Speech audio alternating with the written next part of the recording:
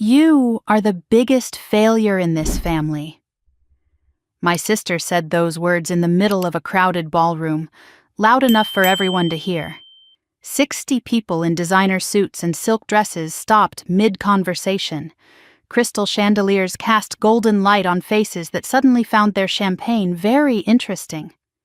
Victoria stood there in her red dress like a warning sign, her perfectly manicured hand still holding a glass of champagne, and she looked at me like I was something stuck to the bottom of her expensive shoes. Nobody gasped. Nobody rushed to defend me. My parents stood 12 feet away, and I watched my mother take a slow sip of her wine while my father examined the pattern on the carpet. The silence was worse than the words, because silence meant agreement. Silence meant she was right. What none of them knew, what my sister certainly did not know, was that in exactly 14 hours, she would be staring at me across a conference table, her face frozen in disbelief, completely silent for the first time in her life. But that moment was still a night away. Right now, I was just the dropout sister who had ruined Victoria's perfect graduation party by existing. Let me go back 45 minutes to when I still had hope that this night might be different. The Palmer House Hilton gleamed like a jewel in downtown Chicago. I had driven past this building 100 times, always on my way somewhere else, never imagining I would walk through those doors as a guest. The grand ballroom had been decorated to celebrate my sister's law school graduation, and a massive banner hung across the entrance reading, "Congratulations, Victoria Caldwell, JD" in gold script. Everything about the room screamed success. Marble floors, antique chandeliers, waiters carrying trays of appetizers that probably cost more than my weekly grocery budget. I hesitated at the entrance, smoothing down my navy dress. It was the nicest thing I owned, bought secondhand for a job interview 3 years ago. Clean, presentable, appropriate. But standing in this room full of designer labels and silk ties, I understood immediately that I did not belong. My mother spotted me from across the room. She waved once, a quick flutter of her fingers, then gestured toward a table in the far corner, the one furthest from the main celebration. I walked toward it, weaving through clusters of Victoria's law school friends and colleagues from Hartwell and Associates, the prestigious firm that had just hired her. Nobody greeted me. Nobody even noticed me. I was invisible, the way I had always been invisible in this family. I found my assigned seat and sat down alone, wondering why I had come at all, because some part of me still hoped. That was the embarrassing truth. After 28 years of being overlooked, compared, and dismissed, some stubborn part of my heart still believed that maybe this time would be different. Maybe my mother would ask how I was doing, maybe my father would look at me with something other than vague disappointment. Maybe Victoria would introduce me to her friends like a normal sister would. I was still that 7-year-old girl sitting at the kitchen table waiting for someone to notice my report card.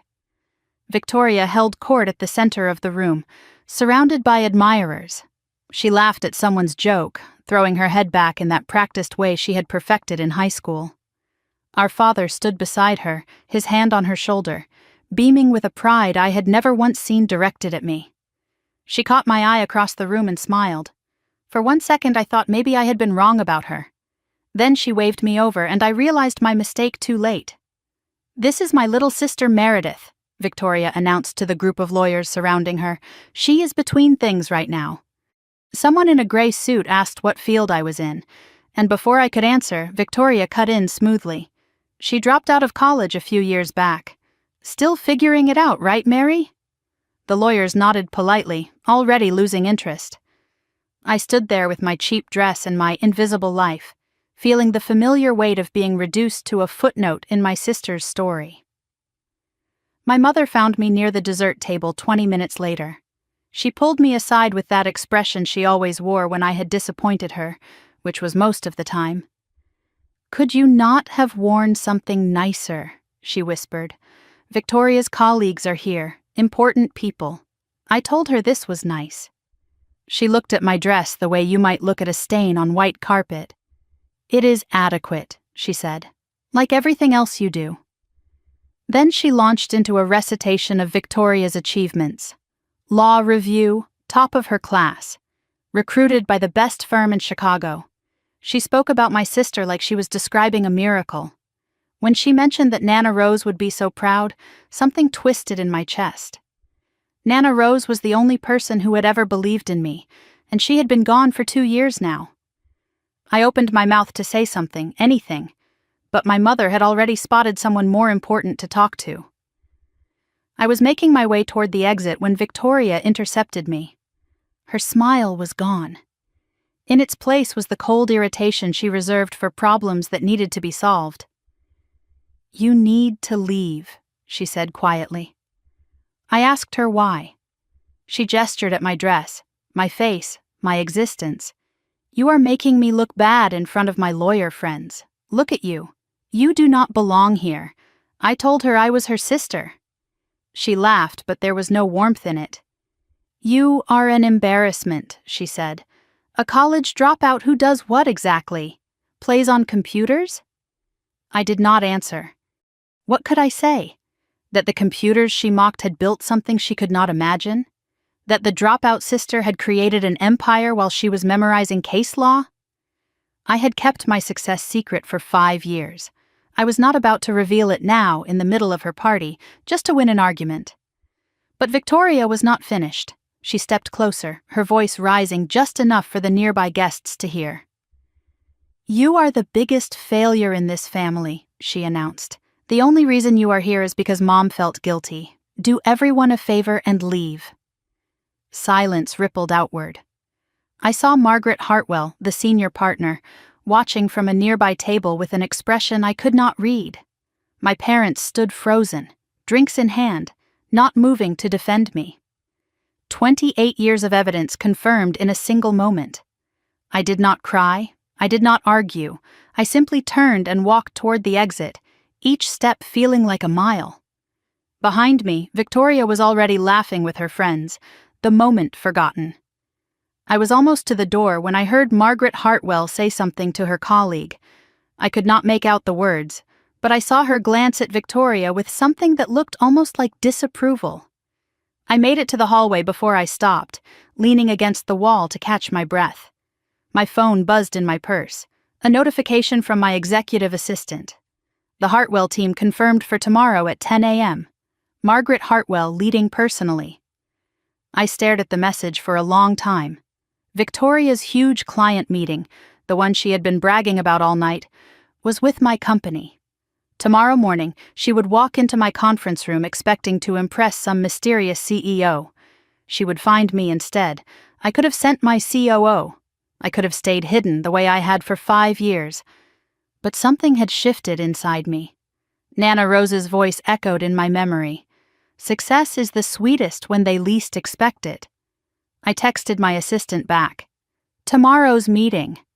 I will be there personally." Then I walked to my car and drove home through Chicago's glittering skyline, past the building where my company occupied the top 10 floors, and smiled for the first time all night.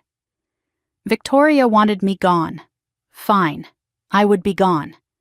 But tomorrow, I would be back, and she would not be able to look away.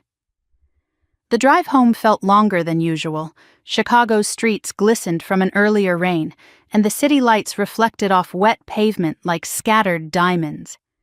I gripped the steering wheel of my Tesla and tried to focus on the road instead of Victoria's words echoing in my skull. The biggest failure in this family. I had heard variations of that sentence my entire life, but somehow it still cut. I passed the Palmer house in my rearview mirror, watching it shrink into the distance. Then I passed my own building, Nexus Tower, 40 floors of glass and steel rising into the night sky. The top 10 floors belonged to my company, my empire, built in silence while my family dismissed me as a dropout who played on computers. I did not stop. I kept driving toward my penthouse in River North, needing the distance between who I was and who they thought I was. I had built something that would make their heads spin, and yet one sentence from Victoria could still make me feel like I was 12 years old, standing in the doorway of our parents' house, waiting for someone to notice I existed. That was the cruelest part. Not the insult itself, but the power it still held over me. 28 years of being invisible, and I still wanted them to see me. I still hoped they might finally look in my direction and recognize something worth acknowledging. The hope was the wound that never healed. My penthouse overlooked the Chicago skyline, floor-to-ceiling windows, minimalist furniture, everything clean and modern and expensive. It was the home of a successful woman, not a failure. But standing in the darkness with the city spread out below me, I did not feel successful. I felt hollow. I kicked off my heels and dropped my keys on the marble counter, poured myself a glass of wine, walked to the window and stared at the buildings I was quietly conquering, one deal at a time. On the bookshelf behind me, a single personal item broke the minimalist aesthetic. A framed photograph of Nana Rose, slightly worn, in a silver frame. I picked it up and studied her face. She had been gone for 2 years now, but sometimes I could still hear her voice clearly, like she was standing right beside me. "You said they would see eventually, Nana," I whispered to her photograph. "You said success was the best response. But what if they never see? What if I am always just the ghost?" Next to the photograph sat a sealed envelope, yellowed with age. Nana had given it to me before she died, with strict instructions written on the front in her shaky handwriting. For Meredith. Open when you no longer need their approval. I touched it gently, feeling the weight of whatever was inside. I had carried this envelope for 2 years, never opening it, because I still needed their approval. That was the shameful truth I could not escape. My phone buzzed with an email notification. M. Hartwell and Associates. The subject line read, "Tomorrow's meeting, personal request." I stared at it without opening it. Tomorrow would change everything. But tonight I was trapped in the past. I sank onto my couch, wine glass in hand, and let the memories surface. 6 years ago, I had been a different person, hopeful, naive, certain that if I just achieved enough, my parents would finally pay attention. I remembered the day I received my acceptance letter from Northwestern. Full academic scholarship, 4 years of tuition covered. I had run into the kitchen waving the letter like a trophy, expecting celebration. My parents were at the breakfast table with Victoria, who was sorting through her own pile of college mail. "I got in," I had announced breathlessly. "Full scholarship. They are covering everything." My mother barely looked up. "That is nice, dear," she said. Then she turned to my father. "Thomas, Victoria has something to tell us." Victoria smirked and held up her own letter. "Georgetown Law," she announced. "Top 5 program in the country." My mother's face transformed into pure joy. "Oh, Victoria, that is wonderful. Thomas, we need to celebrate." My father beamed with pride. "That is my girl." I stood there with my full scholarship, my free education, my ticket to a future, and nobody asked a single question about it. But Victoria's acceptance, which would cost our parents hundreds of thousands of dollars, merited a dinner at Gibson's Steakhouse. That was the moment I understood the rules. It was never about achievement. It was never about potential. It was about who mattered. Victoria mattered. I did not. The memory shifted, carrying me deeper into the past.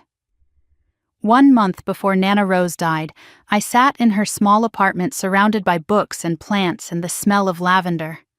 I had just dropped out of Northwestern after 1 semester, and my parents had cut me off completely. Disgrace, my mother had called me. Embarrassment. Victoria had texted me with a single cruel sentence. "Thanks for making us look bad." Again. But Nana did not judge. She made tea, sat beside me, and listened while I explained everything. I had found something, I told her. A real opportunity, an app I had built. Investors were interested. But it meant leaving school, working 18-hour days, taking a risk that made no sense on paper. "My parents think I am throwing away my future," I said. "They think I am a failure." Nana studied me with those sharp eyes that saw everything. "Do you think you are a failure?" she asked. I hesitated. "No," I admitted. I think this could be something real. Then let them think what they want, Nana said firmly. You have something they cannot see yet, Meredith. You have always had it. She reached into her drawer and pulled out an envelope. Inside was $50,000. My savings, she explained. Your grandfather left this for me to give to whoever needed it most. That is you. I tried to refuse, but she pressed the envelope into my hands. Build your something, she said. Prove them wrong. And when you do, when you are standing at the top, remember this. Success is the sweetest when they least expect it. 3 weeks later, she was gone.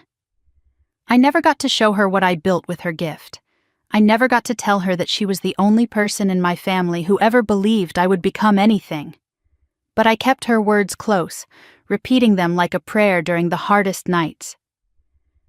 Success is the sweetest when they least expect it. The memory of my parents' rejection still burned the sharpest.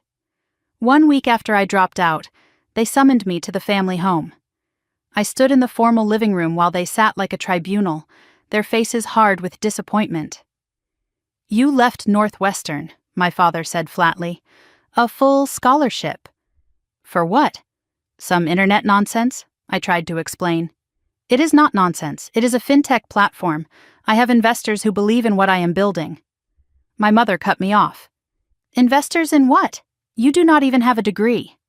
Victoria appeared in the doorway, smirking. I told you she would quit. She always quits. My mother nodded in agreement. Victoria worked hard for her success. She did not take shortcuts. I wanted to scream that I was working harder than Victoria had ever worked in her life, that I was building something from nothing while she was memorizing case law, but I knew they would not hear me. They had never heard me. We are done supporting this fantasy, my father announced. You are on your own. My mother added the final blow. Do not tell anyone about this. It is embarrassing enough that Victoria has to explain why her sister is whatever you are now. I deleted the voicemail my mother had left after the graduation party. Then I deleted the text from Victoria. Then I sat alone in my penthouse, surrounded by the evidence of everything I had built, and waited for midnight. My phone rang just before 12. Daniel Chen, my mentor and co-founder, checking in like he always did when he sensed something was wrong. I heard about the party, he said gently. Your assistant mentioned it was rough. I told him what happened.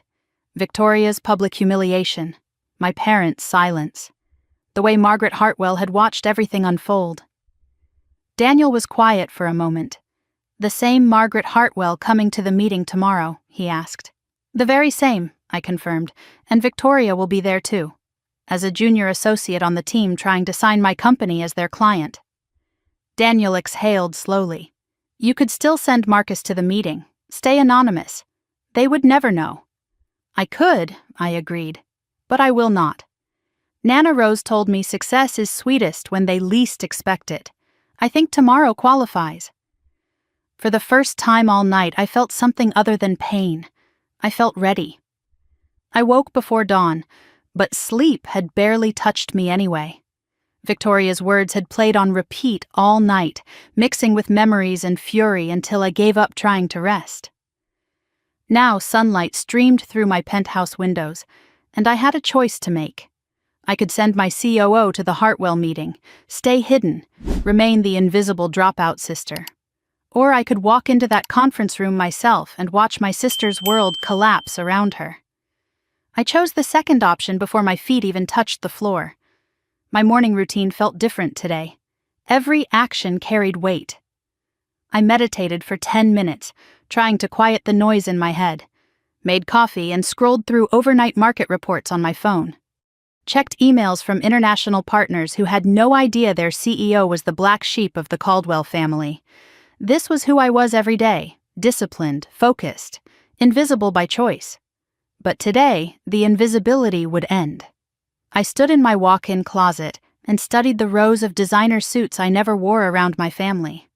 For 5 years, I had dressed down for holidays and birthday dinners, drove rental cars instead of my Tesla, kept my address private so they would never see this penthouse. I let them see what they expected to see. The dropout, the disappointment, the ghost.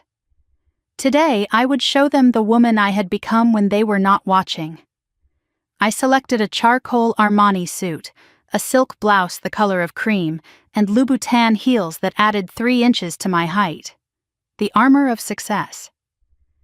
On my vanity, a small velvet box held Nana Rose's antique pearl earrings, the only thing I had publicly inherited from her. I put them on and looked at my reflection. This woman did not look like anyone's failure.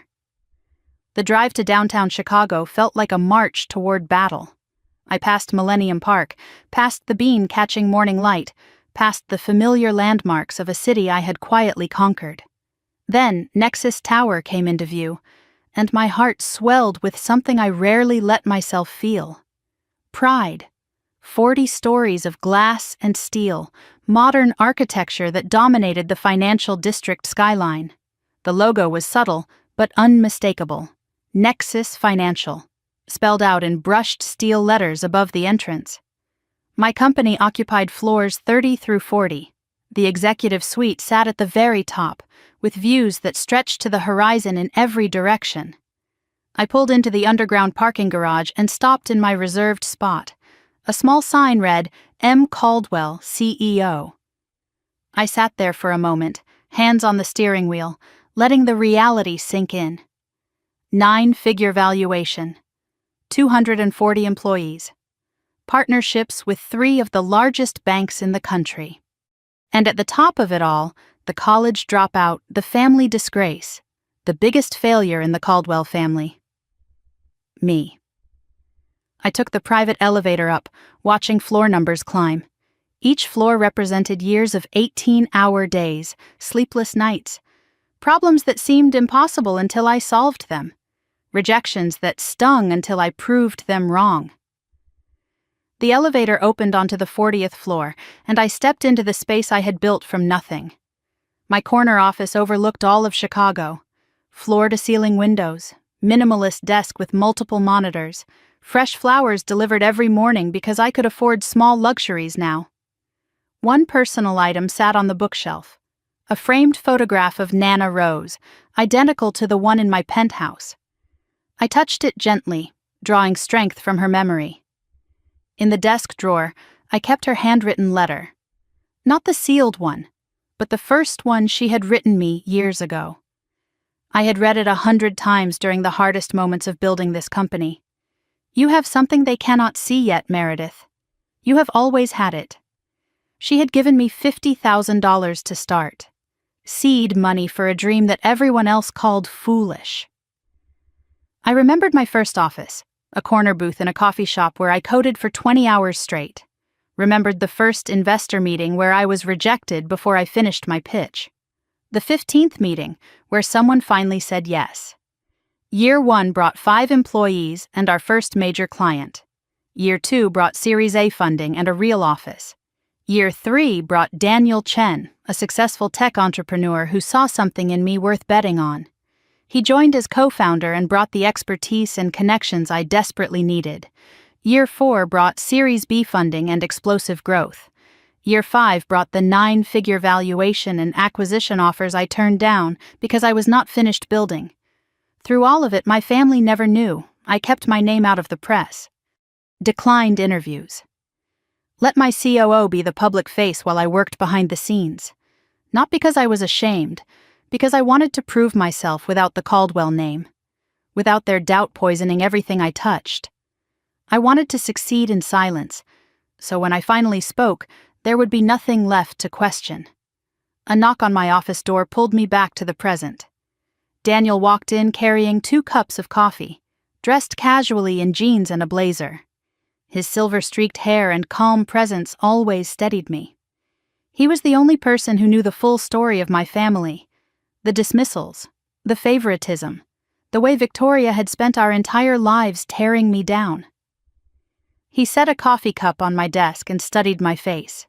"You look ready for war," he said. I asked if it was that obvious. He smiled. The Armani was a giveaway. How bad was last night?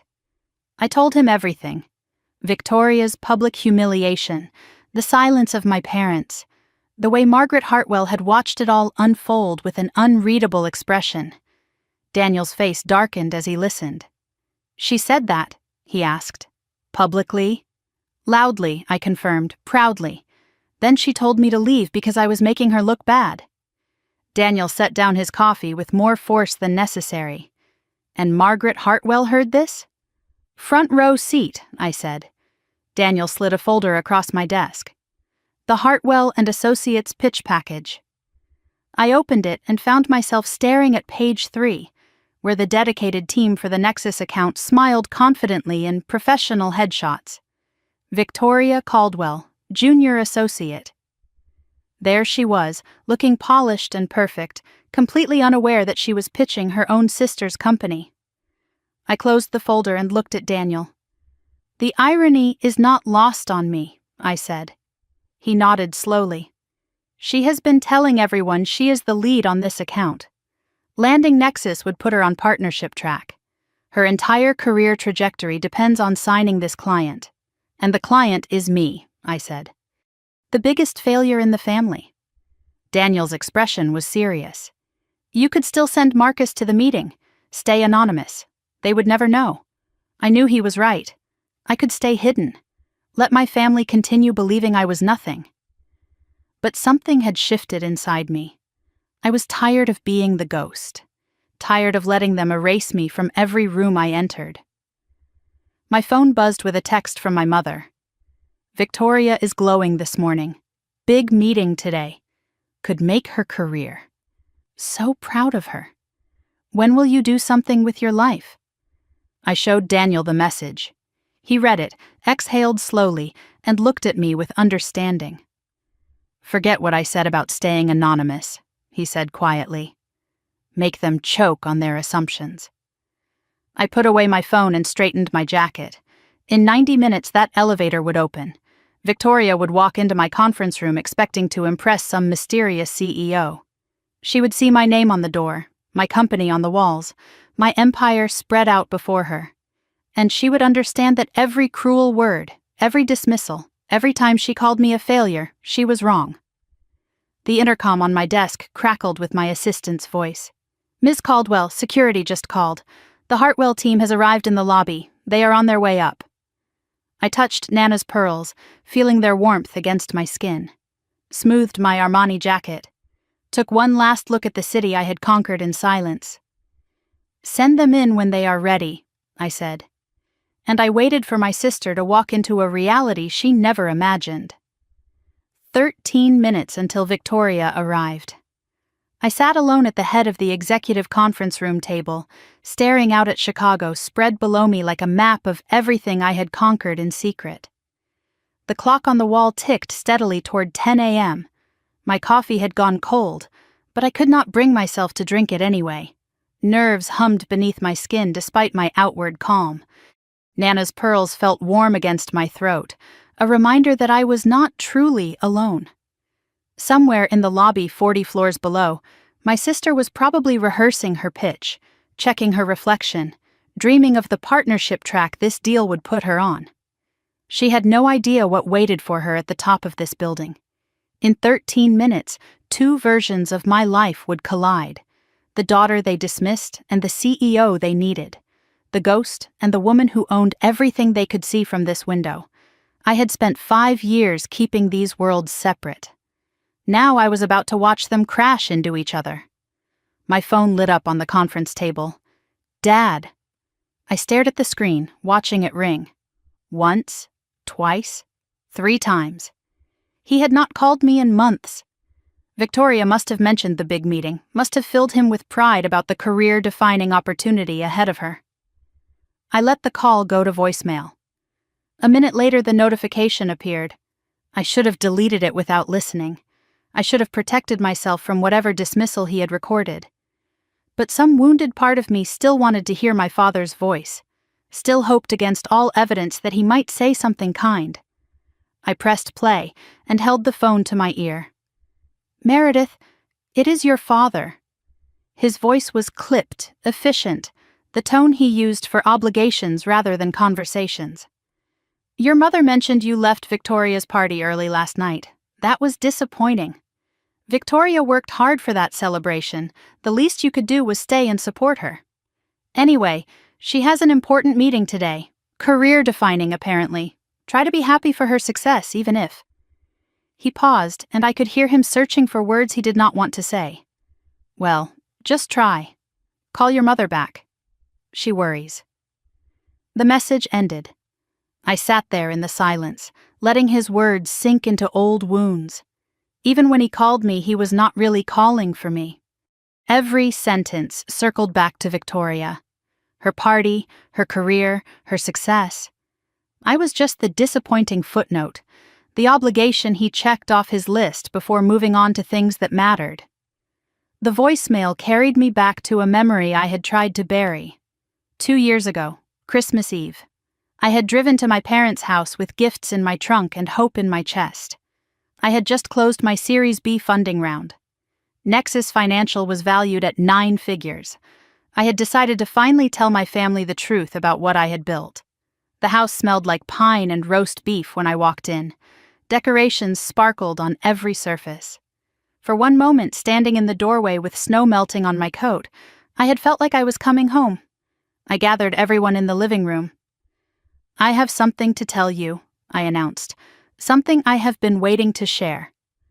My mother barely looked up from arranging appetizers. Can it wait? She asked. Victoria is about to tell us about her promotion. I tried again. This is important, Mom. I started a company and we just closed a major funding round. Victoria appeared in the doorway before I could finish. What is important? She asked. Did you finally get a real job? My father chuckled at the joke. Victoria, be nice, I pushed forward, determined. Actually, I built a fintech platform. We have major investors and our valuation just hit. Victoria cut me off with theatrical concern. Oh my God, are you pregnant? Please tell me you are not pregnant. That would be so embarrassing. My mother's face tightened. Victoria, stop. Though Meredith, you are not, are you? I told them no. I was trying to share news about my company, but Victoria was already steering the conversation away. Your little computer thing, she said dismissively. Mom, can I tell everyone about the Henderson case now? And just like that, my moment disappeared. Victoria's promotion dominated the rest of the evening. Every time I tried to speak, someone interrupted or changed the subject. By dessert, I had not finished a single sentence about myself. I cornered my mother in the kitchen while she was loading the dishwasher. I am trying to tell you something important about my life, I said quietly. She sighed without looking at me. Meredith, please. It is Christmas. Do not make everything about you. Victoria has real news to share. Real news. I repeated the words back to her. And I do not? She finally turned to face me, and her expression held no warmth. Sweetheart, we love you. But let us be realistic about expectations. I left early that night without saying goodbye. I never tried to tell them again. Because I realized they did not want to know. It was easier for them to believe I was a failure than to accept they might have been wrong about me. I deleted my father's voicemail and opened my desk drawer. Inside lay Nana Rose's letter, the one I had read dozens of times when I needed strength. Her handwriting was shaky but clear, written 3 weeks before she died. My dearest Meredith, she had written. If you are reading this, you are probably having a hard day. Maybe your mother said something cruel or Victoria made you feel small. I know how they are. I know what they have taken from you. But I also know what they cannot see. You have something in you, child. A fire, a stubbornness, a refusal to be what they expect. Your grandfather had it too. He built something from nothing while everyone told him he would fail. He succeeded not because of his family, but despite them. You will do the same. You already are. When the world finally sees what I have always seen, remember this. Success is the sweetest when they least expect it. Not because revenge is noble, but because truth has a weight that lies cannot carry. Let them see. Let them know. You have earned that moment. All my love, always. Nana Rose. I traced her signature with my finger and felt the sting of tears I refused to let fall. She was the only person who had ever truly seen me. Gone 2 years now, but her belief remained. My eyes drifted to the other item in the drawer, the sealed envelope with her final instruction. Open when you no longer need their approval. I touched it gently, wondering if today would be that day. Not yet. Soon, maybe, but not yet. I closed the drawer as a knock came at the door. Daniel entered, checking his watch. 5 minutes, he said. The Hartwell team just cleared security. I stood and straightened my jacket. Ready does not quite cover what I am feeling. He smiled slightly. Last chance. What do you want out of this meeting? I considered his question carefully. I do not know. Recognition? Vindication? Maybe just to stop hiding. And if Victoria's career suffers because of what comes out today? Daniel asked. She was not worried about my career when she called me a failure, I said. Why should I protect hers now? He nodded. Fair enough. I just want you to own whatever choice you make in there. I looked him in the eye. I own it. The intercom crackled with my assistant's voice. Ms. Caldwell, the Hartwell team has arrived. Ms. Hartwell is asking for you personally. This was it. I walked to the conference room and took my seat at the head of the table, back to the door, facing the windows. Daniel settled into the chair to my right. We exchanged a look of solidarity. I heard footsteps approaching down the hallway. Margaret Hartwell's polished voice floated through the door. Impressive space. Very impressive. Then Victoria's voice, bright with eager ambition. Nexus Financial is one of the most innovative firms in fintech. This partnership would be transformative for both organizations. I cannot wait to meet the CEO. The door handle turned. I heard James welcoming them, offering coffee, directing them toward the table. Victoria kept talking, nervous energy spilling into professional chatter. I wonder what they are like. The CEO, I mean, building something this significant while staying completely private. There must be an interesting story there. James cleared his throat with perfect formality. Everyone, may I present Meredith Caldwell, CEO and co-founder of Nexus Financial. I turned my chair slowly and looked directly at my sister. Her face went white. Her mouth fell open. The folder she was holding slipped from her fingers and scattered across the floor. And for the first time in 28 years, Victoria Caldwell had absolutely nothing to say. The silence lasted 5 seconds, maybe 6. But those seconds stretched into something endless, a frozen moment where time itself seemed to hold its breath. Victoria stood in the doorway of my conference room with her face drained of all color. Her mouth hung open slightly, forming words that never came. The folder she had dropped lay scattered at her feet, pages of carefully prepared research fanning across the marble floor. Behind her, Margaret Hartwell and 2 senior associates waited with polite confusion, not yet understanding why their junior colleague had turned to stone. I watched my sister's eyes cycle through recognition, confusion, denial, and finally a desperate, scrambling horror. She looked at me the way you would look at a ghost who suddenly turned solid. Except I was not the ghost anymore. I was the most real thing in the room. Margaret Hartwell noticed the freeze immediately. Her sharp eyes moved between me and Victoria, calculating, assessing, filing away information for later use. I saw the micro-expression that crossed her face, a slight narrowing of her gaze, a subtle tightening around her mouth. She was already connecting dots. The graduation party, the failure sister, the CEO sitting before her now. But her professional mask stayed perfectly in place. She was a woman who had spent 40 years in high-stakes negotiations. A little family drama would not rattle her composure. I spoke first because I controlled this room. Ms. Hartwell, I said calmly, thank you for coming. Please, have a seat. My voice was steady, professional, revealing nothing of the storm inside me.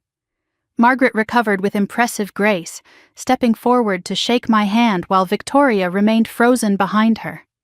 Ms. Caldwell, she said smoothly, the pleasure is mine. Your company's reputation precedes you. The senior associates filed in and took their seats. One of them gently touched Victoria's elbow, trying to snap her out of her trance. She flinched like she had been burned, then forced herself forward on unsteady legs. Her heels clicked unevenly against the floor as she made her way to the far end of the conference table. She chose the seat furthest from me, as if distance could protect her from the truth that had just exploded in her face. Her hands trembled visibly as she opened her notebook to a page of carefully prepared talking points. I could read the header from where I sat. Nexus CEO. Key talking points. Self-made success story. Innovative vision. Impressive growth. The irony was almost too perfect. Margaret launched into her pitch with practiced precision. Hartwell and Associates credentials, their client list, their expertise in fintech regulatory compliance. She was polished and impressive, clearly the reason her firm had reached the top of Chicago's legal world. I listened attentively, asked intelligent questions, treated this like any other business meeting. Because that was my power now. I could sit across from the sister who had humiliated me and act like none of it mattered. Victoria tried to contribute. She managed a few words about regulatory frameworks, her voice barely above a whisper. But every sentence she spoke sounded hollow, stripped of the confidence she usually wore like armor. Margaret glanced at her expectantly during a pause in the discussion. Victoria fumbled with her papers, unable to find the right page. "We have prepared extensive research on your company's needs," she finally managed. Her hands shook so badly that the pages rattled. 20 minutes into the meeting, Margaret stopped mid-sentence. Her eyes moved deliberately from me to Victoria and back again. The question hung in the air before she even spoke it. "Forgive me, Ms. Caldwell," she said carefully, "but I could not help noticing." "Do you two know each other?" The room went absolutely still. Victoria stopped breathing. I felt Daniel shift slightly beside me, ready to intervene if needed. But I did not need saving, not anymore. "She is my sister," I said calmly. The words landed like stones dropped into deep water. Ripples of shock spread across every face at the table. Margaret's professional mask finally slipped, revealing genuine surprise beneath. "Your sister," she repeated. "Yes," I confirmed. Victoria sat motionless at the end of the table, staring at her notebook like it might offer escape. Margaret turned to her with an expression I could not quite read. "You did not mention that your sister was the CEO of our most important prospective client." Victoria's voice came out strangled. "I did not know." Margaret's eyebrows rose. "You did not know your own sister was the CEO of a 9-figure company?" "It is complicated," Victoria whispered. Margaret held her gaze for a long moment. "I see," she said. Those 2 words carried enormous weight. Daniel smoothly redirected the conversation, suggesting we continue with the partnership proposal. He asked about Hartwell's international capabilities, their experience with cross-border transactions, anything to give everyone an exit from the suffocating awkwardness. Margaret accepted the lifeline and continued her presentation, but something had fundamentally shifted. Her tone toward Victoria had cooled. Her questions now seemed designed to test rather than include. I noticed her make a small note in her leather portfolio. From my angle, I could see one word underlined twice. "Victoria, something was being recorded, something would be addressed later." Victoria attempted to recover as the meeting continued. She cited statistics she had memorized, referenced case studies she had prepared, but every word sounded desperate now, stripped of the authority she usually projected. Margaret asked her directly about her assessment of Nexus's leadership. "Strong," Victoria managed, "visionary." "The CEO has built something remarkable." Margaret's response was ice cold. High praise from someone who did not know who the CEO was until 40 minutes ago. Victoria had no answer. I watched her shrink smaller with each passing minute. The woman who had stood in a ballroom last night declaring me the biggest failure in the family, reduced to monosyllables and trembling hands. I had not said a word about our relationship beyond confirming it. I had not attacked her or exposed her cruelty. I did not have to. The truth was doing all the work. The meeting wrapped after 45 minutes, shorter than anyone had planned. The tension had become unsustainable. Margaret rose from her chair with professional grace. "Thank you for your time, Ms. Caldwell. This has been illuminating. We will follow up with a formal proposal by end of week. I told her we would review everything carefully." She held my gaze for a moment longer than necessary. "I am sure you will." Then she turned to Victoria with an expression that promised consequences. "Victoria, a word before we leave." They stepped to the side of the room, voices low but intense. I watched Victoria's face go from white to red as Margaret spoke. She nodded repeatedly, shame radiating from every line of her body. I did not try to hear what was said. I did not need to. The Hartwell team filed out. Margaret shook my hand again at the door, firmer this time. "You have built something impressive, Ms. Caldwell. We would be honored to partner with you." The senior associates followed. Victoria was last. She stopped in the doorway and turned back to look at me. 1,000 words lived in that look. Shock, shame, fear, and something I did not expect. A desperate plea. "Mary," she whispered. I cut her off. "Not here. Not now." "Please," she said. "I need to explain. I told her she needed to leave. Her boss was waiting." Her face crumpled like paper crushed in a fist. "I am sorry," she managed. I met her eyes without flinching. "Are you sorry?" I asked. "Or are you just sorry you got caught?" She had no answer. She never did when the truth came calling. Victoria left. The door closed behind her. Daniel and I sat alone in the conference room, surrounded by the wreckage of expectations. He waited until their footsteps faded before speaking. "That was harder than you expected," he said. "It was not a question." "Yes," I admitted. "It was." "Are you okay?" I walked to the window and looked down at the city I had built my empire across. Somewhere in the elevator, Victoria was descending toward an uncertain future. I had wanted to be seen. I had wanted the truth to matter. But I had not expected the truth to feel so heavy. "I do not know," I said honestly.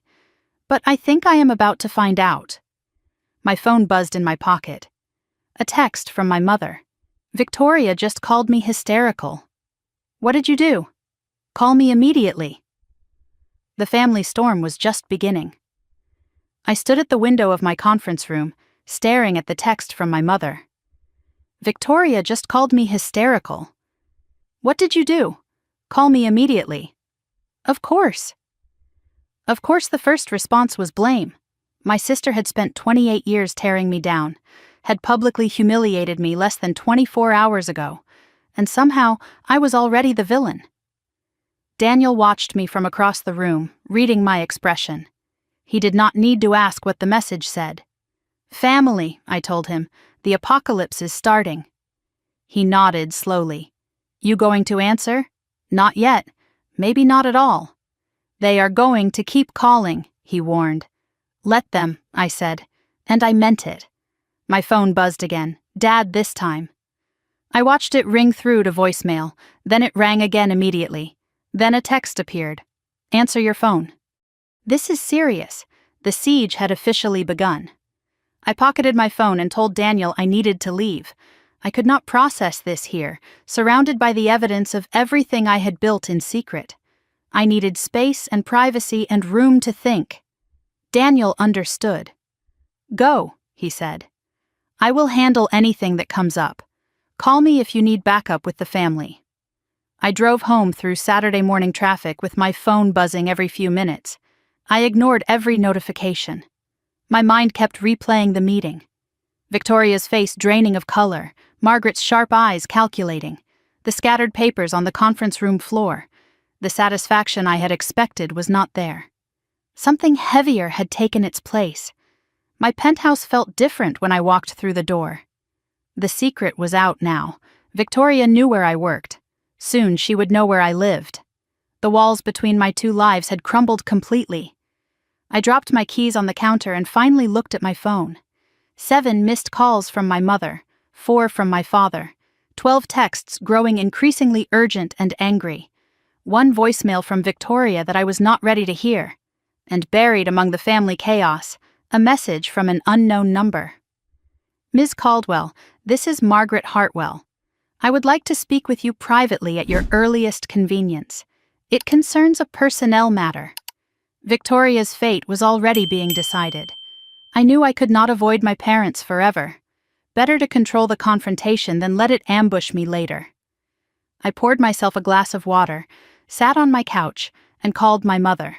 She answered before the first ring finished. Finally, she snapped, "Do you have any idea what you have done?" "Hello to you too, Mom. Do not take that tone with me." Victoria called in tears. Absolute tears, Meredith. She said you humiliated her in front of her boss, in front of the most important client of her career. I kept my voice steady. I did not humiliate anyone. I sat in my own office and took a meeting. My mother's confusion was audible. Your office? What are you talking about? Nexus Financial, Mom. The company Victoria was trying to sign as a client. I am the CEO. Silence stretched across the line. When she spoke again, her voice had changed. That is not possible. And yet here we are, I said. She could not process what I was telling her. Every sentence circled back to Victoria's distress rather than engaging with the reality I had just revealed. I do not understand, she kept saying. You dropped out of college. You have been struggling. I have been building a company, I told her. A successful one, for 5 years. Why did you not tell us? She demanded. Would you have listened? Would you have cared? Or would you have found a way to make it about Victoria? That is not fair, she protested. I felt something snap inside me. Last night Victoria called me the biggest failure in the family, in front of strangers, in front of Margaret Hartwell. You were there, Mom. Did you defend me? Silence. Did you say a single word? More silence. That was different, she finally managed. She was upset. She did not mean it. She meant every word, I said. And so did you. Every time you asked when I would do something with my life. Every time you compared me to her. Every time you looked through me like I was not even there. In the background, I heard my father's voice. Is that Meredith? Give me the phone. I will handle this. My father took over with his controlled, reasonable tone. The voice he used when he wanted to manage a situation rather than understand it. Meredith, let us discuss this calmly. I have been waiting 30 years for that conversation, Dad. There is no need for dramatics. I laughed bitterly. Dramatics? You mean like calling your daughter the biggest failure in the family at a public event? That kind of dramatics? Victoria was out of line, he admitted. We have spoken to her. You have spoken to her. But have you listened to yourselves? He ignored my question. Your mother says you are claiming to run some company? Not claiming. Running. Nexus Financial, 9-figure valuation. Look it up. I do not understand why you would hide something like this. Because every time I tried to share something with this family, it was dismissed, ignored, made about Victoria. I stopped trying. That is not true, he insisted. We have always supported both of you equally. I could not help the bitter laugh that escaped. Equally. Tell me, Dad, what was my scholarship to Northwestern worth? Do you even remember I had one? He paused too long. That was years ago. You celebrated Victoria's acceptance to Georgetown for a week. My full ride got 15 seconds at breakfast before you changed the subject. You are being dramatic, he said.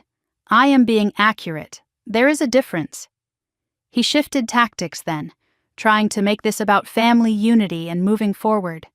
Whatever happened in the past, you are clearly doing well now. That is wonderful. We should celebrate as a family. Celebrate, I repeated. You mean take credit. That is unfair. Is it? Where was the celebration when Nana Rose left me the money to start this company? Where was the support when I was working 20-hour days building something from nothing? We did not know, he protested. You did not ask. Not once in 5 years did you ask what I was actually doing with my life. You just assumed I was failing. We are your parents, he said, as if that explained everything. We want to be part of your success. You wanted me to be invisible. You got your wish. Now you do not get to walk back in because the invisible girl turned out to be someone worth knowing." His control finally slipped. "Now listen here, Meredith. This attitude of yours is exactly why. Exactly why what, Dad? Exactly why you wrote me off? Exactly why Victoria felt comfortable calling me a failure to my face? Victoria is upset. Her career might be damaged because of this. Her career might be damaged because she lied to her boss and humiliated her own sister in public. That is not my fault. That is consequence. You need to fix this," he demanded. "No," I said, "I do not." And I hung up. My hands were shaking. Not from fear, from adrenaline. I had never hung up on my parents before. Never cut them off mid-sentence. Never refused to smooth things over for Victoria's benefit. It felt terrifying and exhilarating at the same time. I finally played Victoria's voicemail. 12 minutes of tears and apologies and desperate explanations. She talked about sitting in her car because she could not face going back upstairs. About Margaret suggesting she take the rest of the day. About suddenly understanding, for the first time, what it felt like to be looked at like you were nothing. "I am not asking you to forgive me," she said through her tears. "I just wanted you to know that I see it now. What we did. What I did. I see it." I sat in silence after the message ended. Her apology sounded real. But was it remorse or just fear of consequences? I could not tell. Maybe it did not matter yet. I typed a response to Margaret Hartwell. Professional. Neutral. I agreed to meet and promised an honest conversation. Then I set down my phone and walked to the window. The secret was over. The storm had broken. And somehow, standing in the wreckage, I felt more like myself than I had in 30 years. Monday morning arrived with pale sunlight streaming through my office windows. I sat at my desk, coffee untouched, waiting for Margaret Hartwell. The weekend had felt like a year. I had ignored 17 more calls from my family. Victoria sent 5 texts that I left unanswered. My parents left voicemails that ranged from pleading to threatening. I deleted them all without listening. Now it was 9:15, and the woman who held my sister's career in her hands was due in 15 minutes. James had already confirmed the appointment. Private meeting, no associates. No Daniel. Just 2 women who had built something from nothing, sitting down to discuss the wreckage of a family that had failed one of its daughters. I glanced at the morning briefing James had left on my desk. A news alert caught my eye. Hartwell and Associates announces internal review of associate conduct policies. No names mentioned. But I knew. Something was already happening. Something that would determine Victoria's future at the firm she had worked so hard to join. At exactly 9:30, James announced Margaret's arrival. She walked into my office looking nothing like the polished pitchwoman from Saturday. No briefcase, no presentation materials, just a charcoal suit, a pearl necklace, and eyes that held something I had not expected. She looked almost nervous. "Thank you for meeting with me privately," she said as she shook my hand. "I imagine your weekend was eventful." "That is one word for it," I admitted. I offered her coffee. She declined but accepted water. She sat across from my desk in the chair reserved for equals, not supplicants. Whatever she had come to say, she intended to say it face to face. I expected her to launch into business, to discuss the partnership or Victoria's professional failings, or some carefully worded legal positioning. Instead, she surprised me completely. "I am going to be direct with you, Meredith." "May I call you Meredith?" I told her Mary was fine. Then she said something I never anticipated. "I did not come here to discuss the Nexus partnership. That can wait. I came because I owe you an apology." I stared at her. An apology for what? "For Friday night," she said quietly. "For standing in that ballroom and watching what I watched without saying a word." My breath caught in my throat. She was there. She saw everything. And she felt guilty about her own silence. Margaret continued, her voice steady but weighted with something like regret. "I have been a lawyer for 40 years. I have seen depositions that were kinder than what your sister said to you. And I stood there, a stranger at a party, and did nothing. I told her she had no obligation to intervene. She did not know me.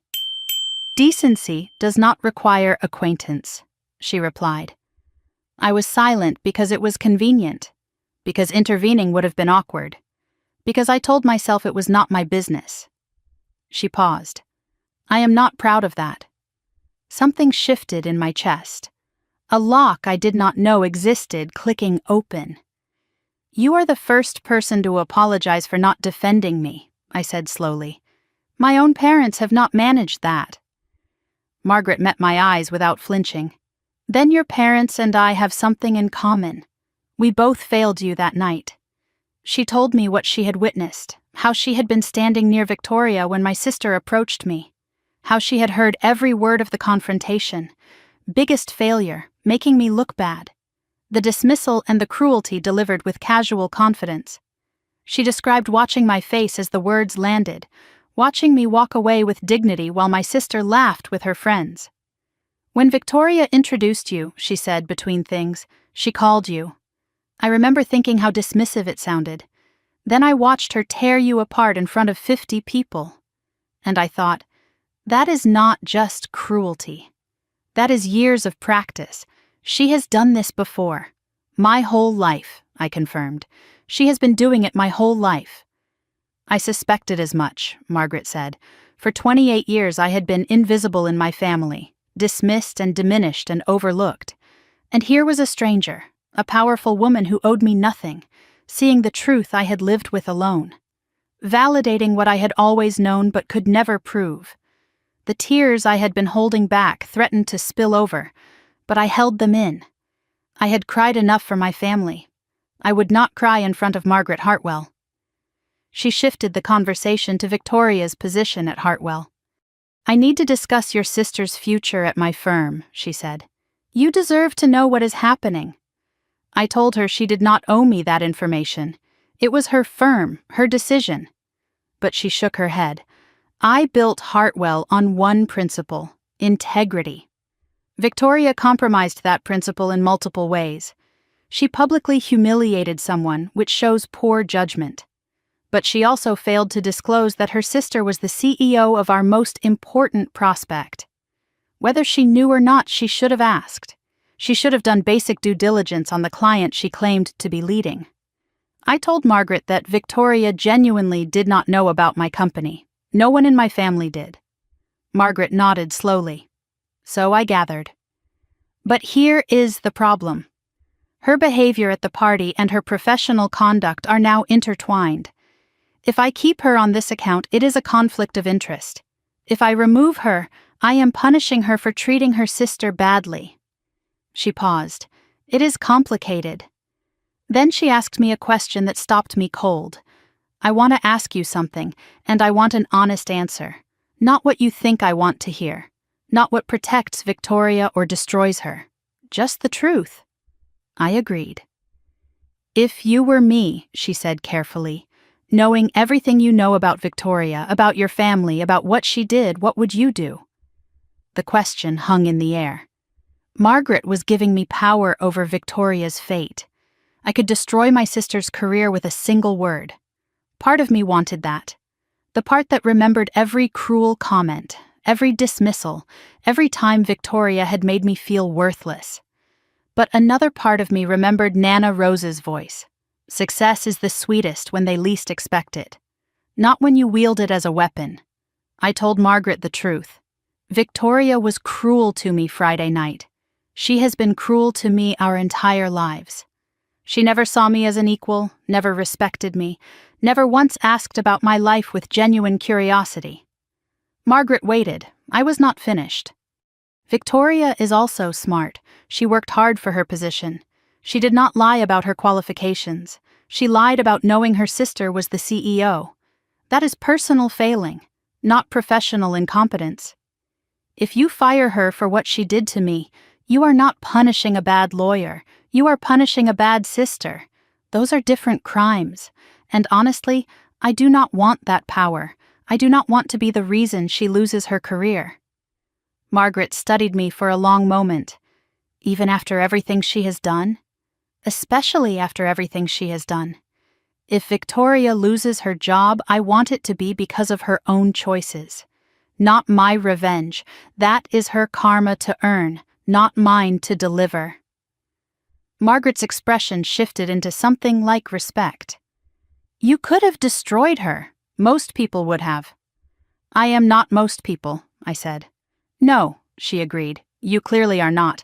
She told me Victoria would be placed on probationary review. 3 months, removed from the Nexus account, professional conduct training. Any further incidents would result in termination. It seemed fair, not vengeful and not lenient. Just fair. Before she left, Margaret paused at my door. Your grandmother, she said. The one who believed in you. She must have been quite a woman. I asked how she knew about Nana Rose. Research, Margaret replied. Nexus Financial's seed funding came from a personal inheritance. Rose Caldwell. The pearls you are wearing. Hers? I touched them, surprised. Yes. She saw something in you that your parents missed. Smart woman. Margaret's voice softened. I suspect she would be very proud of how you handled today. After she left, I sat alone in my office, feeling the weight of the choice I had made. I could have destroyed Victoria. Instead, I let her face her own consequences. Nana would have been proud, and for the first time, I was proud of myself too. The hours after Margaret left felt suspended in time. I sat in my office watching Chicago pulse below, processing everything that had happened. The unexpected apology, the choice I made not to destroy Victoria, the strange lightness that came from refusing to become a weapon. Daniel knocked around noon, carrying news. Hartwell just sent over the revised partnership proposal, he said. They have assigned a completely new team. Victoria's name is not anywhere on it. The professional excommunication had begun. I nodded slowly, feeling something complicated rise in my chest. Not satisfaction, not guilt, something in between. Tuesday brought whispers through Chicago's legal and tech circles. Word travels fast when secrets this big finally surface. A few articles appeared online with headlines like "Fintech Founder Revealed" and "The CEO Who Built an Empire in Silence." My PR team fielded interview requests all day. I declined everyone. I wanted to control my own narrative, not feed the gossip machine that was already churning with speculation about the Caldwell sisters. The story was too personal to become entertainment. On the family front, my parents had gone suspiciously quiet. No calls since Sunday, no texts demanding explanations. I recognized this silence. They were regrouping, strategizing, planning their next approach. The calm before another storm. Daniel heard through his contacts at Hartwell that Victoria had shown up Tuesday morning for her first day of professional conduct training. She sat in a room with junior associates half her age, learning workplace ethics like a chastened intern. The golden child being taught basic decency by people who had never heard of her before last week. I tried not to think about her sitting in that training room. Tried not to imagine the shame on her face, the embarrassment of falling so far so fast. She had earned this. Every cruel word and dismissive glance had led her here, but knowing she earned it did not make imagining it any easier. Wednesday afternoon, my phone rang with an unexpected name. Rachel, my cousin. We had been close as children, best friends who shared secrets and dreams during summer vacations at Nana Rose's house. But we drifted apart when the family took sides, and Rachel chose the path of least resistance. Switzerland, she called herself. Neutral. Safe. I had not heard from her in almost 2 years. Mary, she said when I answered. I know we have not talked in forever, but I had to call. I heard what happened. Everyone has heard. I just wanted to say I am not surprised. Not surprised about what? I asked. That you built something amazing. I always knew you would. Her words caught me off guard. You did? Mary, you were the smartest person in our family. You just were not the loudest. Big difference. Rachel shared what she had observed from the sidelines over the years, how Victoria always needed to be the center of every room, How my mother enabled it because managing one demanding daughter was easier than nurturing two different ones. How my father checked out entirely, letting the women sort themselves into hierarchies he never questioned. I should have said something, Rachel admitted. Years ago, when Victoria would tear you down at family dinners and everyone just let her. I asked why she never did. Cowardice, honestly, she said. It was easier to stay quiet than become a target myself. I am sorry for that. I told her she was the second person this week to apologize for staying silent. Maybe it is time for the silent ones to speak up, she replied. Then Rachel said something that stopped my heart. There is something else you should know. About Nana Rose's will. About what your parents did not tell you. I gripped the phone tighter. What do you mean? She hesitated before continuing. Nana did not just leave you the $50,000. She left a letter to your parents, instructions about you. I could barely breathe. What instructions? Nana asked them to support you, Rachel said quietly, to stop comparing you to Victoria, to see you as an individual with your own path. She told them you had more potential than they could see. I heard my mother talking to my mom right after the funeral. She was angry. Said Nana had made everything complicated with her meddling. My voice came out strangled, and they ignored it. They called it meddling from the grave. Your mom said Nana always did favor you for no reason. And then they never mentioned it again. The information hit me like a physical blow. All those years, I thought my parents simply could not see me. That I was invisible by accident, overlooked through negligence. But Nana Rose had handed them a map to who I was. She had begged them to follow it. And they threw it away. They chose not to see me. That was different. That was so much worse. I thanked Rachel and promised to call her back. Then I sat in silence for a long time, absorbing the truth that my wounds were even deeper than I knew. Thursday brought an email from Victoria. Not a text, but something she had clearly taken time to write. I hesitated before opening it, unsure if I was ready for whatever she had to say. But curiosity won. Her words filled my screen. Mary, I have started this email 100 times. Nothing sounds right, nothing sounds adequate. But I need to say these things before we meet, because I am not sure I will have the courage in person. I have spent this week in professional conduct training, sitting in a room being taught about respect and integrity and how to treat colleagues with dignity. The irony is not lost on me. I have been teaching myself those lessons about you for the past 5 days and failing every exam. I told myself stories about you, that you were lazy, that you gave up easily, that you were not willing to work hard the way I was. I told those stories because they made me feel better about myself. If you were a failure, then I was a success. Simple math. But the math was wrong.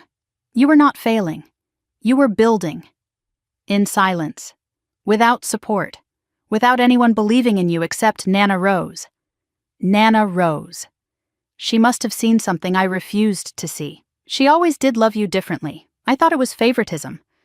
Now I wonder if it was just recognition. I sat in that conference room on Saturday and watched you, calm and professional and powerful, and I thought, who is this person? This is not my sister.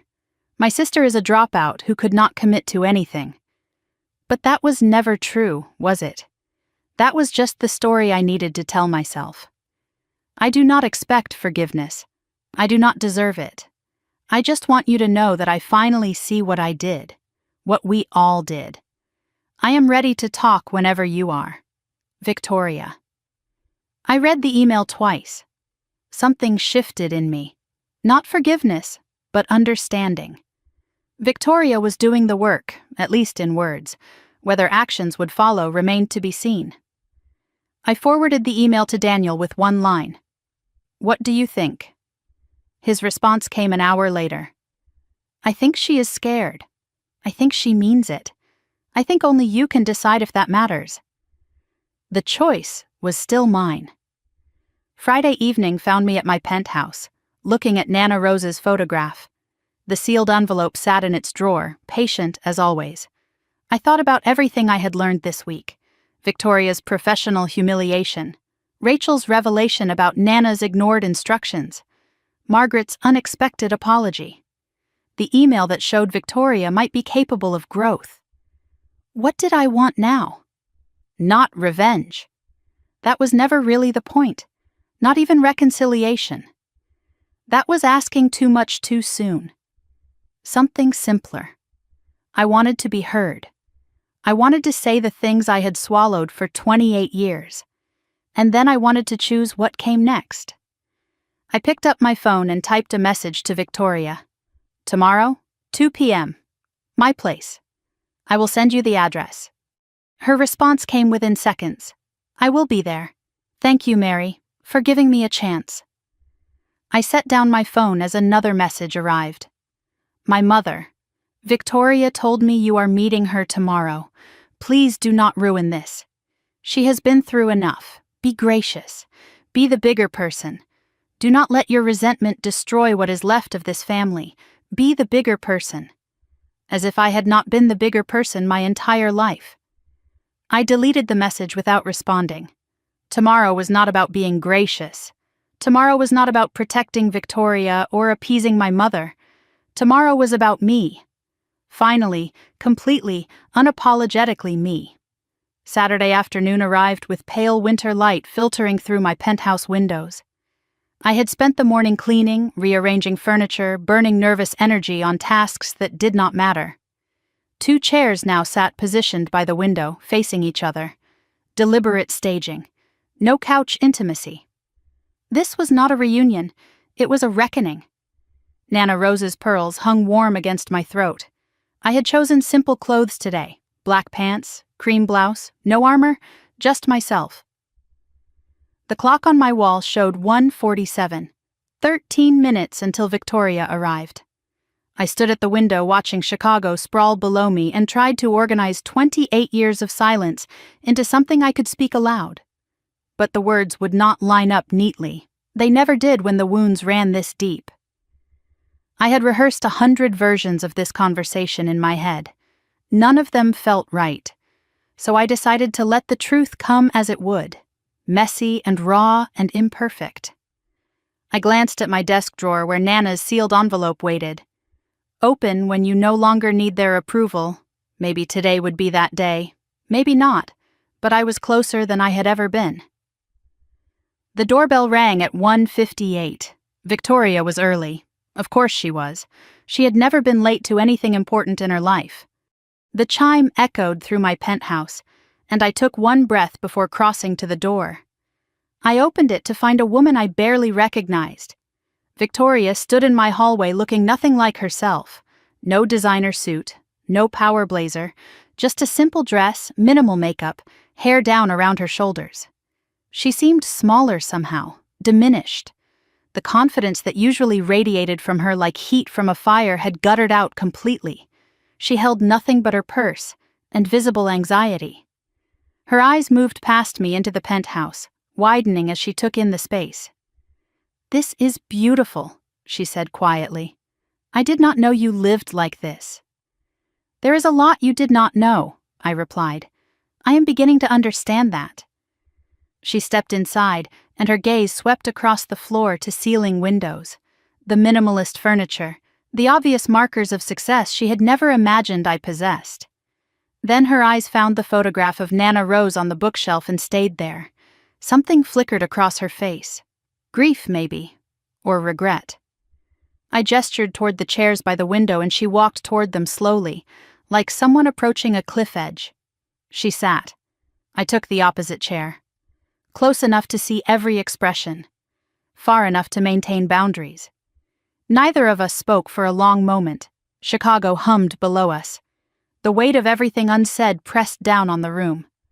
Victoria broke the silence first. "I do not know where to start," she admitted. "Then let me," I said. "I have been waiting 28 years to say things to you, to our parents, to anyone who would listen. But no one ever did. So I stopped trying." She nodded slowly. "I am listening now." I held her gaze. Are you? Or are you just waiting for this to be over so you can feel absolved? She flinched but did not look away. That is fair. But I am really trying, Mary. I need you to believe that. I leaned back in my chair. I do not need to believe anything. I need to be heard. That is all I have ever needed. Victoria's eyes dropped to Nana's photograph again. She always loved you best, she said quietly. I used to hate you for that. The admission surprised me. Victoria had never acknowledged Nana's favoritism before, had never admitted that it bothered her. The first crack in her armor was showing. I began to speak, and once I started, I could not stop. Do you know what it is like to be invisible in your own family? To sit at dinner tables where no one asks about your day? To win scholarships that get 15 seconds of acknowledgement before the conversation turns back to you? I used to think it was my fault, that I was not interesting enough or successful enough or loud enough, that if I just tried harder, achieved more, became someone worth noticing, maybe they would finally see me. But it did not matter what I did. I could have cured cancer and Mom would have asked if I remembered your birthday. I could have walked on the moon and Dad would have mentioned your latest case, because it was never about achievement. It was about who mattered. And I did not. Victoria's tears were forming, but she blinked them back, trying to hold space without defending herself. I continued. You called me a failure at your graduation party. In front of strangers, in front of your boss. Do you know how many times I have been called a failure? By you, by Mom, by Dad. I stopped counting. But here is what kills me, Victoria. You were not wrong about the word. You were wrong about what it meant. You thought failure meant I could not succeed. It actually meant I was not allowed to. Every time I tried to share something, a win, a hope, a dream, it got shut down, dismissed, redirected to you. So I stopped sharing. I built my empire in secret because that was the only way to build it at all. Then I told her what Rachel had revealed, about Nana's instructions, about the letter she left our parents begging them to support me, to stop comparing me to Victoria, to see me for who I really was, about how they called it meddling from the grave and threw it away. Victoria's face went pale. I did not know, she whispered, about Nana's instructions. I swear I did not know. I asked if it would have mattered. She was quiet for a long moment. I want to say yes, but honestly, probably not. I was so busy being the golden child that I never questioned what that cost you. Then it was her turn. She spoke without defending herself, without making excuses, just confessing. I knew what I was doing, she said. That is the worst part. I knew it and I did it anyway. When I called you a failure at my party, it was not because I believed it. It was because I needed to believe it. If you were a failure, then I was the success. Simple comparison. Clean scoreboard. But underneath? I was terrified of you, Mary. Your brain always worked faster than mine. Your ideas were always more original. Teachers liked you. Nana Rose adored you, and I could not figure out why I was the favorite when you were clearly more. So I made sure you stayed small. I interrupted you. I dismissed you. I made sure no one heard you so they would keep hearing me. Mom and Dad let me because it was easier than dealing with two daughters who both needed attention. She looked at me with something raw in her eyes. I built my whole identity on being better than you. And then Saturday happened, and I realized I was never better. I was just louder. I absorbed her words. 28 years of cruelty explained in a single confession. Fear. That was what had driven her. Fear of becoming me. Fear of being invisible. Fear of losing the only thing that made her feel special.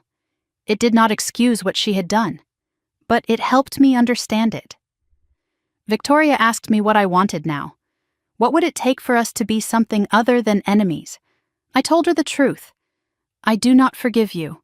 Not yet. Maybe not ever. What you did, what our whole family did, is not something that gets fixed with one conversation. She nodded. I understand. But I am not going to carry the anger anymore either, I continued. Hating you takes too much energy. Energy I would rather spend on my company, my life, my future. So where does that leave us? She asked. Honestly, I do not know. We are not going to be best friends. We might never be close. But I am willing to see if we can be civil. Eventually. Distant relatives who share DNA and not much else. She accepted that. It was more than she deserved, and she knew it. I told her the boundaries clearly. This is not me opening a door for you to walk back into my life whenever you want. This is me closing a chapter. Not burning the book. If you want any relationship with me, it starts from zero. You do not get credit for 28 years of sisterhood because there was none. We are strangers who happen to share parents. Victoria nodded. And if Mom and Dad try to use you to get to me, I added, this ends immediately. They have already tried, she admitted. Mom asked me to talk sense into you. And I told her no. For the first time in my life, I told her no. Something passed between us then. Not warmth, not forgiveness, but possibility. The faintest crack where light might eventually come through. She stood to leave and paused at the door. Thank you for seeing me today. For letting me speak. I touched Nana's pearls. Thank you for finally listening. The door closed behind Victoria, and I stood alone in my penthouse, staring at the space where my sister had just sat. The conversation had drained something from me, but it had also released something I had carried for too long.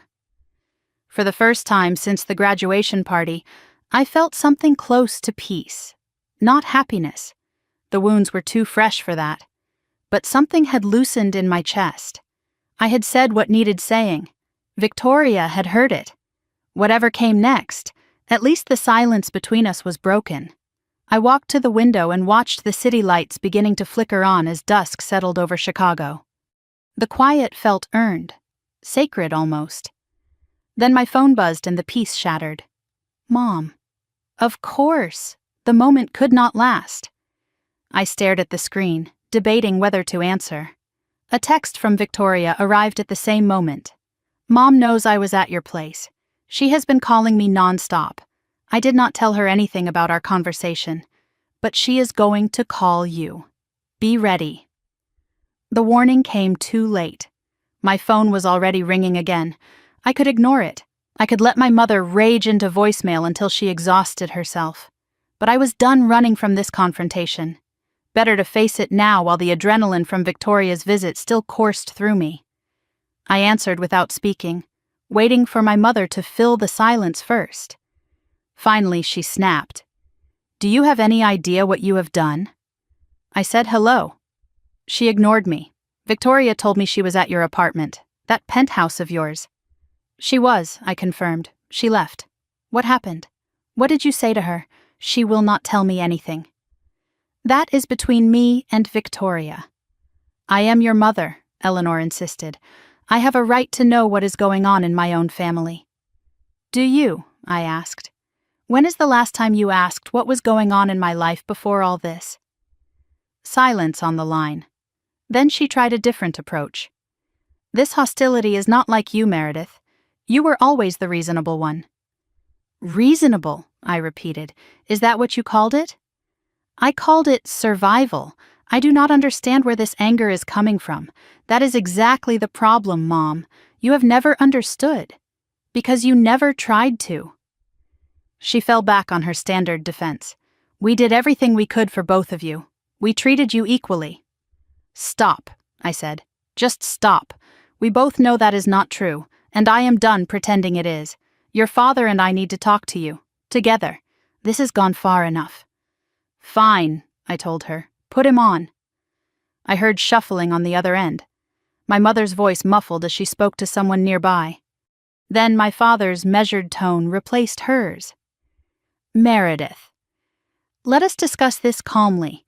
I have been waiting 30 years for that conversation, I said. There is no need for dramatics. Dramatics? You mean like calling your daughter the biggest failure in the family at a public event? Victoria was out of line, he admitted. We have spoken to her. You have spoken to her. But have you listened to yourselves?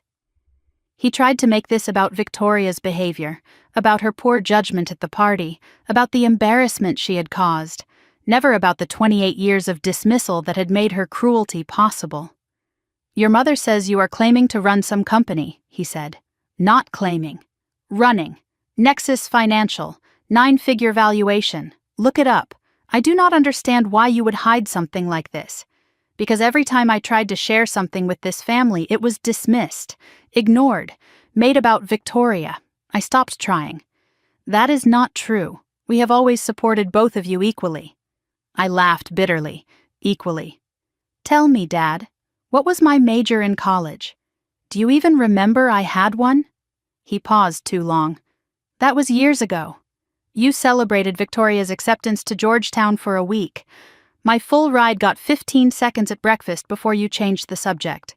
You are being dramatic. I am being accurate." He shifted tactics then, trying to make this about family unity, moving forward. "Whatever happened in the past, you are clearly doing well now. We should celebrate as a family." "Celebrate," I said. "You mean take credit? That is unfair, is it? Where was the celebration when Nana Rose left me the money to start this company? Where was the support when I was working 20-hour days building something from nothing?" "We did not know," he protested. "You did not ask. Not once in 5 years did you ask what I was actually doing with my life. You just assumed I was failing. We are your parents. We want to be part of your success. You wanted me to be invisible. You got your wish. Now you do not get to walk back in because the invisible girl turned out to be someone worth knowing." Then I deployed the truth I had been saving. "I know about Nana Rose's instructions." The silence on the other end was deafening. "What instructions?" my mother's voice cut in. She must have been listening the whole time. "Do not pretend you do not know. After Nana died, she left you a letter, asking you to support me, to stop comparing me to Victoria, to see me as an individual." My father's voice went cold. "Who told you that? Does it matter? What matters is that you read her dying wish for me and you ignored it, threw it away, called it meddling from the grave." My mother's voice was tight. "That is not how it was." "Then tell me how it was, Mom. Tell me why Nana Rose begged you to protect me and you chose not to." My father got angry then. His default when losing control. "Your grandmother always did favor you. She was the only person in this family who saw me," I interrupted. "And you hated her for it." "We did not hate her," my mother protested.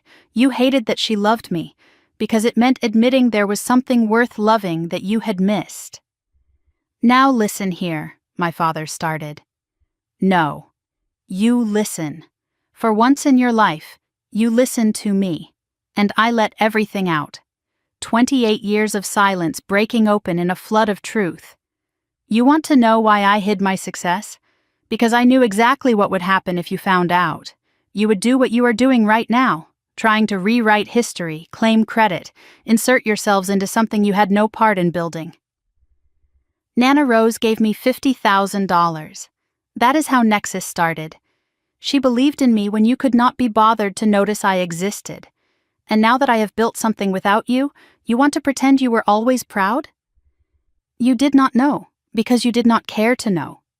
I was invisible to you except when you needed someone to feel superior to, or someone to blame, or someone to make Victoria look good by comparison. I am done being your shadow daughter. I am done being the failure you needed me to be. And I am done pretending this family is something it never was. My father's control slipped completely. We gave you everything. You gave Victoria everything. You gave me absence. We love you, my mother cut in, tears in her voice now. We have always loved you.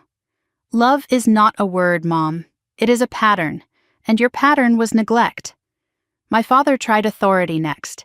If you want to be part of this family. That is the thing, Dad. I am not sure I do. I gave them the ultimatum clearly. You do not get to call me and pretend the last 30 years did not happen. You do not get to claim my success.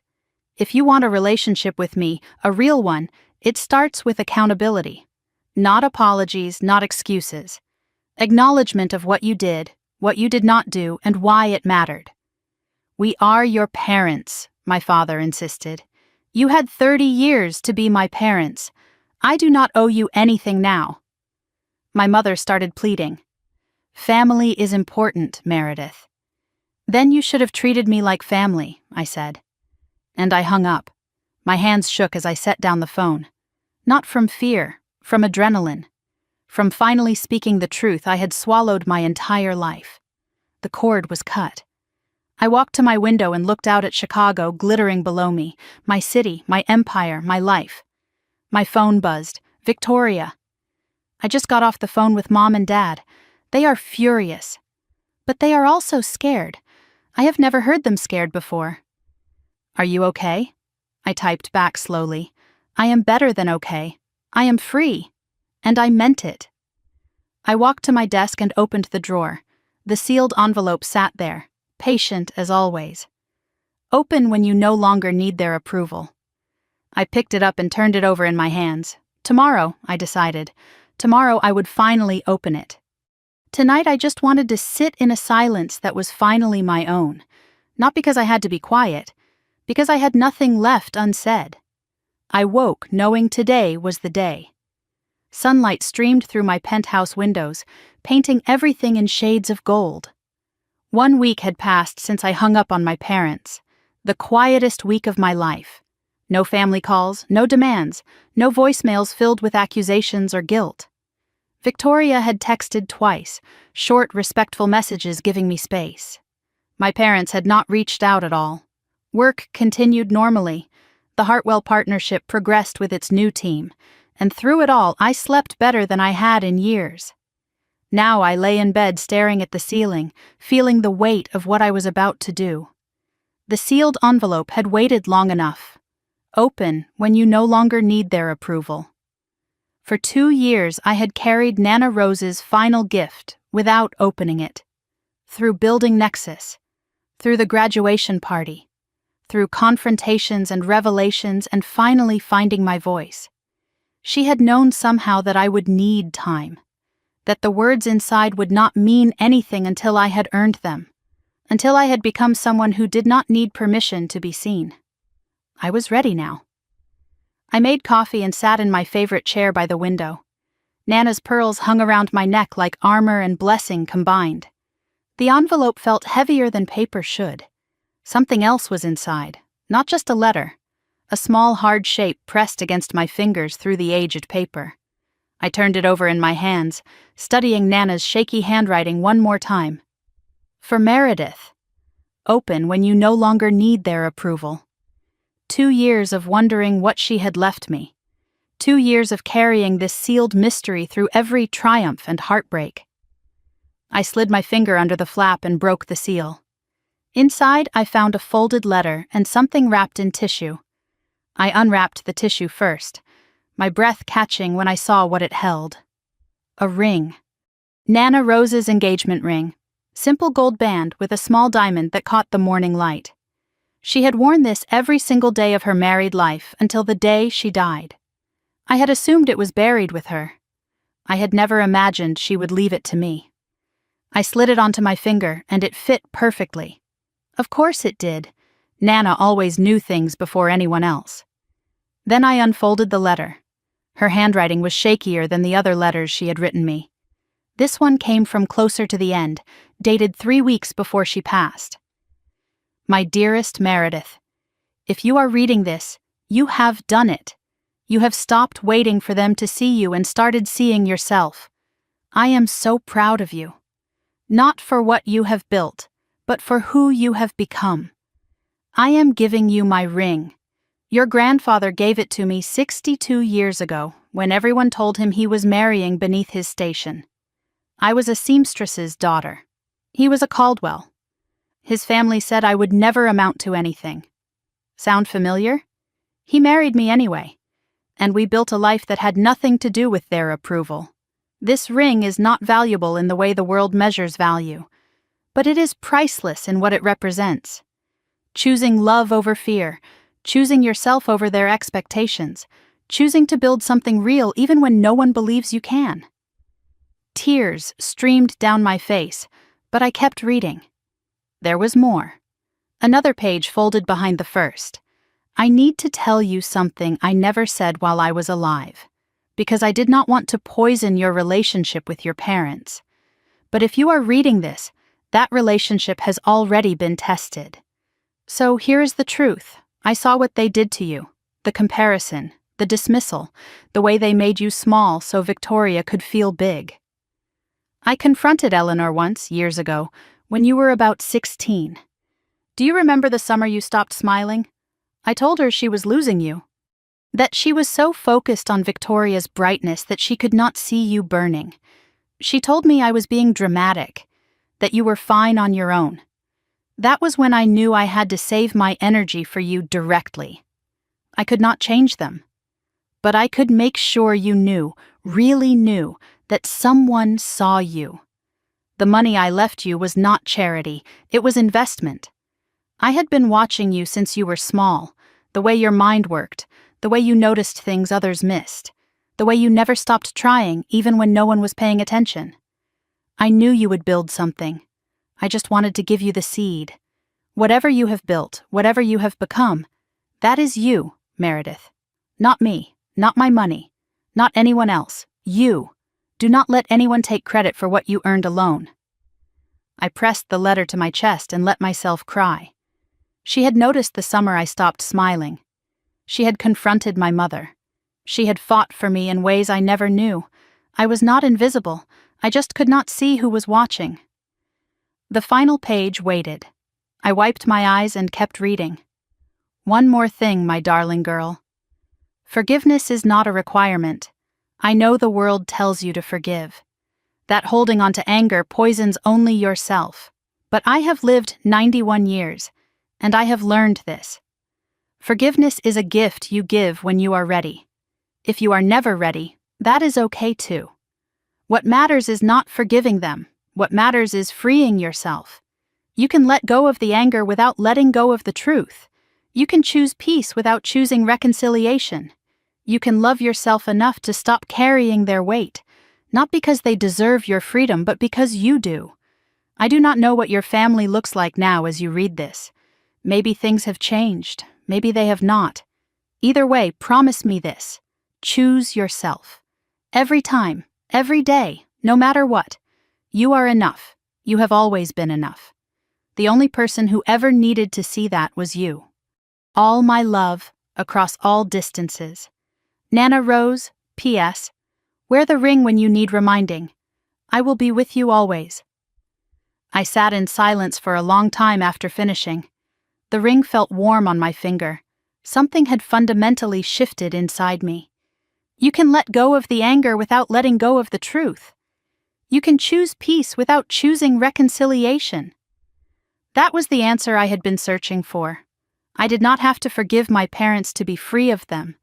I did not have to hate Victoria to protect myself. I could hold the truth of what happened and still put it down. Not for them. For me. I knew suddenly that I needed to visit Nana's grave. I needed to say thank you in person. I needed to show her the ring on my finger and tell her that I finally understood. Graceland Cemetery was quiet on a Sunday morning. I walked along familiar paths until I reached the headstone I was looking for. Rose Eleanor Caldwell, beloved wife, mother, grandmother. I knelt on the grass and touched the cold stone. Fresh flowers sat in a vase beside it. Someone else had been here recently. I spoke out loud, not caring who might hear. I read your letter, Nana, both of them. I understand now. You knew I was not ready. You knew I needed to fight my own battles before I could hear what you had to say. So you waited. I built something, Nana, something real. And I stopped hiding it. I told Victoria the truth. I told Mom and Dad the truth. I stopped pretending to be smaller than I am. I do not know if they will ever change. Victoria might. Mom and Dad probably will not. But it does not matter anymore. I am not waiting for them to see me. I see myself now. Finally. Thank you for everything. I will wear this ring every day. I promise. I sat with her for a while, letting grief and gratitude settle into something quiet. When I finally stood to leave, I looked more closely at the fresh flowers. A small card was tucked among the stems. For Mom Rose. We miss you every day. Victoria. My sister visited Nana's grave. Another small sign of change I had not expected. I drove home through streets I knew by heart now. Chicago felt different. I felt different. Not fixed. Healing was never that simple, but lighter, clearer, freer. I texted Victoria when I got home. I saw your flowers at Nana's grave. She responded quickly. You were there too? She helped me understand some things today. Me too, Victoria wrote back. Every time I visit, not reconciliation, but something. Maybe that was where it started. My phone buzzed again. Daniel, board meeting tomorrow. You ready to officially step into the spotlight? I smiled, touching Nana's ring. I have been ready, I typed back. I just did not know it until now. Tomorrow I would announce myself to the world. Not as the hidden CEO or the dropout sister or the biggest failure in the family. Just as Mary, the woman who built something, the woman who found her voice, the woman who chose herself. Nana would be proud. I was proud. That was the whole point, was it not? After 30 years of waiting for someone else to be proud of me, I had finally become proud of myself. And that was enough. That was everything. 3 months had passed since I opened Nana Rose's letter. 3 months since I chose peace over revenge, myself over their approval, freedom over the cage I had built around my own heart. Now I sat in my corner office on the 40th floor of Nexus Tower, watching Chicago sparkle in the morning light, and marveled at how different everything felt. I was no longer the hidden CEO, no longer the secret success story. A Forbes profile had run last month with the headline, "The CEO Who Built an Empire in Silence." Industry conferences invited me to speak. Journalists requested interviews. The world finally knew my name. But the recognition was not what healed me. It was the not needing it anymore that set me free. Nana's ring glinted on my finger as I reached for my coffee. Her pearls waited in their box for special occasions. Both letters hung framed on the wall behind my desk, reminders of who believed in me before I believed in myself. James knocked and entered with news. The Hartwell Partnership paperwork is ready for final signatures. Margaret Hartwell will be here within the hour. I nodded and smiled. The deal that had almost never happened was finally closing, with a completely new team. Victoria's name nowhere in the documents. But somehow that fact no longer brought me satisfaction, just peace. Margaret arrived at 10 sharp, elegant as always in a charcoal suit and pearl necklace. We signed the papers in my conference room with Daniel and her senior associates as witnesses. Handshakes exchanged, champagne poured, a partnership built on mutual respect rather than family drama. After her team filed out, Margaret lingered. She had one more thing to tell me. Victoria completed her probationary period, she said. She is back on regular status. Different department, different focus. But she is still with us. I told her I was genuinely glad. She studied my face and seemed to believe me. That is what makes you remarkable, she said. Most people in your position would have wanted her destroyed. You wanted her to grow. That takes more strength than revenge ever could. Before she left, Margaret mentioned something else. Victoria asked me to tell you something if I saw you. She said to tell you she is still visiting Nana. Every Sunday. A small bridge, still being built. I took a rare afternoon break that day, walking through Millennium Park to clear my head. Spring sunshine warmed the city. Tourists photographed the bean. Children chased each other across the grass. And there, sitting alone on a bench, I spotted a familiar figure, Victoria. She wore professional clothes, but softer somehow. Not the armor she used to carry. She stared at the bean's curved surface without really seeing it, lost in thought. I could have walked away. Could have avoided the encounter entirely. Instead, I walked toward her, not for reconciliation, just for presence. She looked up when my shadow fell across the bench. Surprise flickered across her face, then something softer. "This seat taken?" I asked. She shook her head. "Please." We sat in silence for a moment, watching tourists take selfies in front of the giant silver sculpture. "Margaret told you," Victoria finally said. "About the Sundays." She did. "I started going after our talk at your apartment. I realized I never really knew Nana. I was always too busy being the golden child to actually listen to her." "She would have liked that," I told her. "You visiting." Victoria nodded slowly. "I tell her about you, about what you have built. I think she already knew, but I tell her anyway." The conversation continued, easier than I expected. Victoria told me about the professional conduct training, about the humiliation of being taught basic decency by people half her age. But more importantly, she told me about therapy, about finally examining why she needed to tear me down to feel okay about herself, about the terror that had driven her cruelty all those years. "I was afraid of becoming you," she admitted, "invisible, overlooked. So I made sure you stayed small. And the whole time, you were building something I could not even imagine." "I was not building against you," I told her. "I was building for me. I know. That is what makes it worse. You were not even thinking about me. And I spent my whole life thinking about you." She asked if we could ever be something. Not what we were. That was gone. But something new. I told her the truth. Maybe, not sisters the way movies show it, but maybe something real, eventually. She accepted that. Maybe was more than she deserved and she knew it. Her phone buzzed and she glanced at it with a sigh. "Mom," she said. "Again, she wants me to convince you to come to Easter dinner." And, I asked. I told her no. Again. Something had genuinely changed. Victoria was no longer their messenger, their weapon, their golden child willing to do anything for approval. She was becoming someone else. Someone I might eventually want to know. We parted ways at the edge of the park. Not with a hug. We were not there yet. But with a real handshake and eye contact held.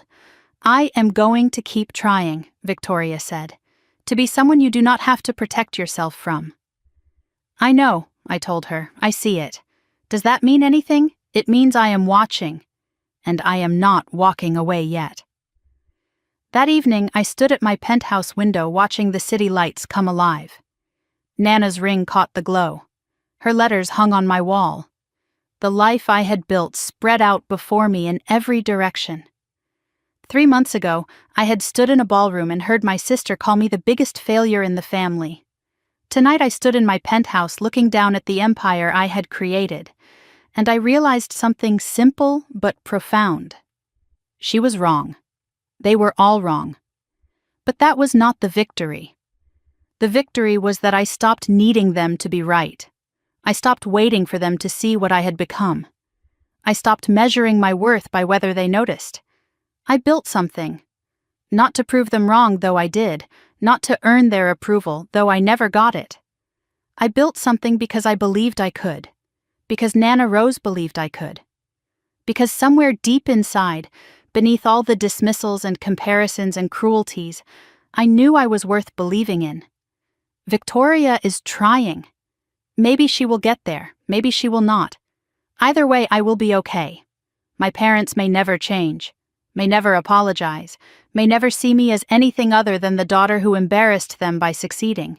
That is their loss, not mine, not anymore. If you are watching this, if you have stayed with me through every humiliation, every silence, every moment of finally finding my voice, I want you to know something. This is not just my story. It is yours too. Maybe you are the one who always gets overlooked at family gatherings. Maybe you are the one who gave everything to people who never said thank you. Maybe you are the one who has been called a failure so many times you started to believe it. I see you, the way Nana Rose saw me. You do not owe anyone your silence. You do not owe anyone a smaller version of yourself. You do not owe anyone forgiveness you are not ready to give. And you do not have to wait for them to see your worth to know that you have it. Setting boundaries is not cruel. Walking away is not failure. Choosing yourself is not selfish. Sometimes the bravest thing you can do is stop waiting for people who were never going to show up and show up for yourself instead. I did. After 30 years of being invisible, I finally saw myself, and everything changed. If my story meant something to you, if you felt seen or heard or understood, I hope you will stick around. There are more stories like this one, more women who found their voices, more families who tried to silence someone who refused to stay quiet. Hit that subscribe button so you do not miss what comes next. Share this with someone who needs to hear it. And leave a comment telling me your story, because I promise you, someone else out there needs to hear yours too. You are not invisible. You are not a failure. You are not what they called you. You are enough. You have always been enough. And anyone who cannot see that, that is their loss, not yours. Never again yours. Thank you for being here. Thank you for listening. Thank you for believing in this story and in yourself. Until next time. This story is fictionalized for dramatic effect.